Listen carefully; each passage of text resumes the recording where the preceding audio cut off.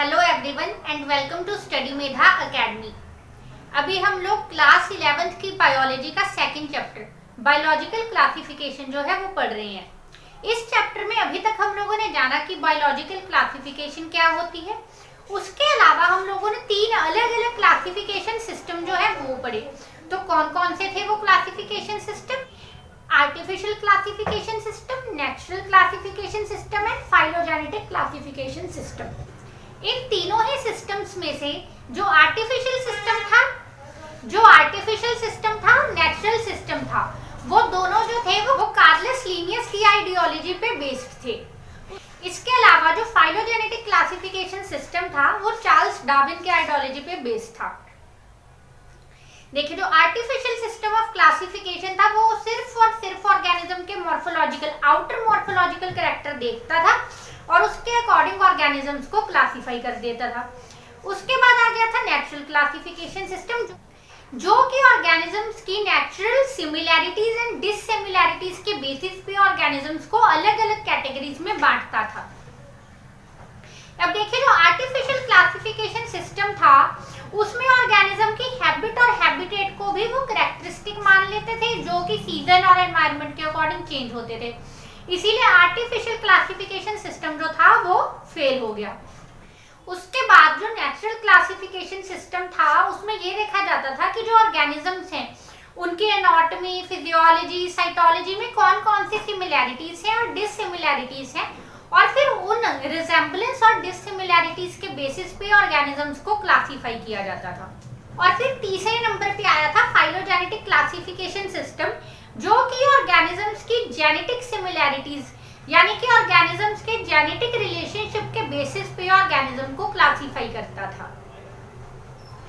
अभी जो क्लासिफिकेशन हम लोग पढ़ते हैं वो फाइलोजेनेटिक सिस्टम के बेसिस पे ही है। अगर आपने हमारी ये तीनों वीडियोस नहीं देखी तो इन तीनों ही वीडियोस के लिंक जो है आई बटन में दिए हुए हैं, आप आई बटन दबाएं और तीनों ही वीडियोस को जरूर देखें। और उसी के साथ हम लोग शुरू करते हैं हमारा आज का लेक्चर, जिसमें हम लोग पढ़ने वाले हैं 2 किंगडम सिस्टम ऑफ क्लासिफिकेशन।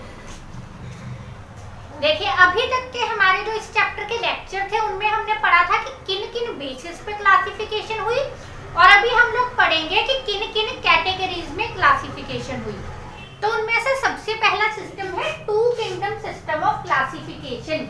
अब ये सिस्टम जो है इसके अकॉर्डिंग क्या था कि जितने भी ऑर्गेनिज्म हैं वो सिर्फ और सिर्फ 2 किंगडम्स में क्लासिफाई हुए थे, प्लांट्स एंड एनिमल्स। ये जो क्लासिफिकेशन सिस्टम था ये हमें कार्लस लीनियस ने ही दिया था, जिसको कि फादर ऑफ टैक्सोनॉमी भी बोला जाता है। कार्लस लीनियस ने ये वाली जो क्लासिफिकेशन है ये एक ही बेसिस पे की थी, ऐसे ऑर्गेनिज्म जिनमें सेल वॉल है और ऐसे ऑर्गेनिज्म जिनमें सेल वॉल एब्सेंट है। तो जितने भी प्लांट्स होते हैं सारे के सारे प्लांट्स के सेल्स में सेल मेम्ब्रेन के अलावा, प्लाज्मा मेम्ब्रेन के अलावा एक एक्स्ट्रा लेयर होती है जिसको बोला जाता है सेल वॉल। तो सारे के सारे प्लांट्स में सेल वॉल प्रेजेंट है, इसीलिए सारे प्लांट्स एक किंगडम में, और जो एनिमल है उनमें सेल वॉल एब्सेंट होती है, इसीलिए सारे के सारे एनिमल्स दूसरे किंगडम में। तो इसी से जो 2 किंगडम है, kingdom plant and kingdom animalia, इनका नाम भी आ गया। अब ये जो क्लासिफिकेशन हुई थी इस क्लासिफिकेशन में प्लांट किंगडम और एनिमल किंगडम इन दोनों के क्या क्या कैरेक्टरिस्टिक थे। देखिए, सेल वॉल की प्रेजेंस और एब्सेंस ये तो एक बहुत ही बड़ा कैरेक्टरिस्टिक फीचर था ही। इसके अलावा जो दूसरा मेन फीचर इन्होंने लिया था वो ये कि वो ऑर्गेनिज्म जो मूव करते हैं वो है एनिमल, और वो ऑर्गेनिज्म जो मूव नहीं करते वो होते हैं प्लांट्स। तो इन 2 बेसिक फीचर्स की वजह से ये जो 2 किंगडम क्लासिफिकेशन सिस्टम है इसका ओरिजिन हुआ। तो इस 2 किंगडम क्लासिफिकेशन सिस्टम के अकॉर्डिंग जो प्लांट किंगडम है यानी कि जो प्लांट्स हैं उनमें सेल वॉल प्रेजेंट होती है, सेंट्रल वैक्यूल प्रेजेंट होता है, और ये जो ऑर्गेनिज्म होते हैं ये अपना फूड खुद बनाते हैं। जैसे कि प्लांट्स जो है फोटोसिंथेसिस करते हैं, सारे के सारे प्लांट्स ऑटोट्रॉपिक हैं। तो इस तरह से प्लांट किंगडम की प्रॉपर्टी थी कि वो अपना फूड खुद प्रिपेयर करते थे। उसके अलावा जो प्लांट किंगडम के ऑर्गेनिज्म थे उनमें डिफाइंड ग्रोथ पॉइंट्स होते थे, ठीक है, वेल डिफाइंड ग्रोथ पॉइंट्स। अब अगर आप लोगों ने कभी भी प्लांट्स देखे हो तो प्लांट्स में हमेशा बड्स होते हैं, लीव्स, ब्रांचेस, सारे के सारे जो प्लांट पार्ट्स हैं वो सारे के सारे बड्स से ही अराइज होते हैं। और वो जो बड्स होते हैं हर प्लांट पे एक स्पेसिफिक पैटर्न में एक स्पेसिफिक जगह पे प्रेजेंट होते हैं। इसके अलावा जो प्लांट्स होते हैं उनका एक और कैरेक्टरिस्टिक फीचर है अनलिमिटेड ग्रोथ।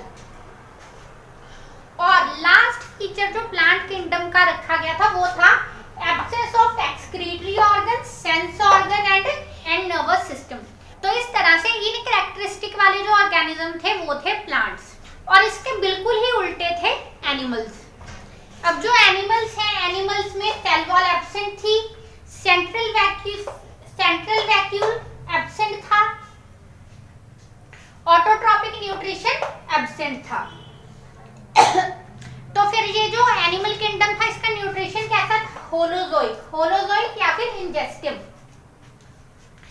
जो एनिमल किंगडम है उसमें सॉलिड फूड लेके डाइजेस्ट किया जाता है।